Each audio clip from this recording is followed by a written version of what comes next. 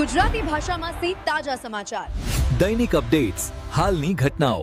હમણાં જ સબસ્ક્રાઇબ કરો અને નવા સમાચાર પામો.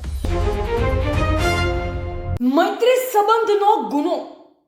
યુવતીના પરિવાર દ્વારા યુવક યુવતી પર જીવલેણ હુમલો, હથિયારો સાથે તોડફોડનો તાંડવ વિડીયો વાયરલ થતા ખળભળાટ. વાવથરાદ વિસ્તારમાં મૈત્રી સંબંધ રાખવો જાણે કે ગુનો બની ગયો હોય તેવી ચોંકાવનારી ઘટના સામે આવી છે.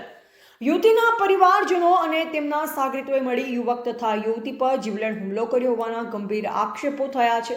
આ સમગ્ર હિંસક ઘટનાનો વિડીયો હાલ તો સોશિયલ મીડિયામાં વાયરલ થતા સમગ્ર વિસ્તારમાં ભય અને રોષની લાગણી ફેલાઈ છે.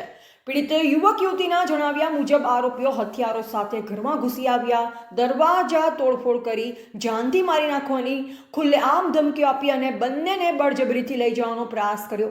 હિંસાની હદ ત્યાં સુધી પહોંચી કે ખોરાકમાં ઝેર ભેળવી ખવડાવવાનો પ્રયાસ પણ થયો હોવાનું તેઓ દાવો કરે છે.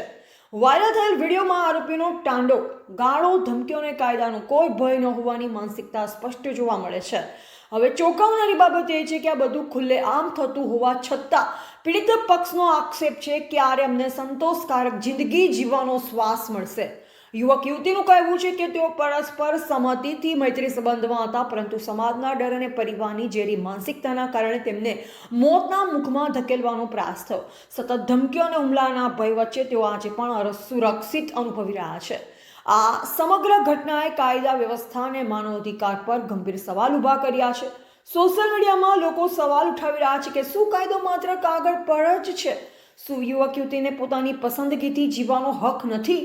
હાલ તો પોલીસ દ્વારા વાયરલ વિડીયોની તપાસ કરવાની વાત કરવામાં આવી રહી છે, પરંતુ પીડિત પક્ષે તાત્કાલિક ધરપકડ અને કડક કાર્યવાહી નહીં થાય તો વધુ ગંભીર ઘટના બની શકે તેવી ચેતવણી પણ આપી છે. Bureau report, Ranabhai Paregi, Vavtharad. મારું નામ મકવાણા નિમિષાબેન રણછોડભાઈ છે. હું આજાવાડા ગામની છું. મેં મૈત્રી કરાર કર્યો છે યોગેશ કુમાર માજીભાઈ લેડાઉના ત્યાંથી. અને અમે અગાઉ 10મા મહિનામાં કરેલ છે મૈત્રી કરારને. અમે 10મા મહિનામાં ભેડી પોલીસ સ્ટેશનને હાજર થયેલા ને એ પછી અમે થરાદ પોલીસ સ્ટેશન પણ હાજર થયેલા. એ પછી પોલીસ સ્ટેશનથી અમે પ્રોડક્શન સાથે અમે ઉજપા ગામે આવેલા યોગેશના મોમાના ઘરે. અમે ઘરે આવ્યા પછી થોડાક દિવસો પછી એમને ખબર પડી કરશનજી કૈણા અને વીરચંદજી સવાજી પીલુડા એમની સાથે ખાસા બધા ઘેરો ખારેલા, 30 થી 40 જણા આવેલા અહીંયા અને મને ઉપાડી ગયેલા હોયથી મને ધાર ધમકી આલેલી. એ પછી મને વાવ પોલીસના પોલીસનો આભાર કે મને ગણતરી કલાકમાં મોતના મુખમાંથી ઉપાડી લીધી. વાવ પોલીસ પછી પાછી મને યોગેશના મોમાના ઘરે મૂકી ગઈ.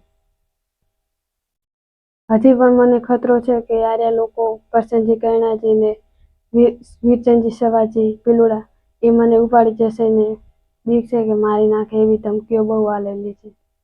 મારે અહીંયા ઉજપા રહેવાનું છે ને રહું છું ને રહેવાની છું. હોય ઠાકોર યોગેશ કુમાર માવજીભાઈ, ગામ લેડાવ ને મેં મૈત્રી કરાર કરેલ છે ને નિમિષા ઠાકોર જોડે ને વાવથરાદ પોલીસનો ખૂબ ખૂબ આભાર કે મને પ્રોટેક્શન સાથે અહીં મારામાં વર્ધાને ઘરે ઉજપા મૂકી ગયા ને ત્યાં મૂક્યા અને પછી અમારા ઉપર કંઈ પણ થશે તો જવાબદાર કરશનજી કરણાજી રામપુરા અને વીરચંદજી સવાજી પીલુડા અમના જવાબદાર. અમને કંઈ પણ મને કે નિમિષાને કંઈ પણ થશે તો જવાબદાર આર્યા લોકો રહેશે ને વેરસી પરિવારને પણ કંઈ થશે ને તો જવાબદાર આ કરશન કરણા અને વીરચંદજી પીલુડાને આ રહેશે ને મને મારા પરિવારવાળા હાલ સ્વીકારવા નથી કરતા કે એ આમના લોકોથી બીઆય છે કે આ બહુ માથા પારે છે, અહીંયાને બીક લાગે છે કે અમને કંઈ કરશે એમ. એટલે અમને હાલ એ સ્વીકારતા નથી ને એના બાબતે અમે મારા મમ્માને ઘરે આશરો રાખીને મારા મમ્માને ઘરે ત્યાં રહીશું.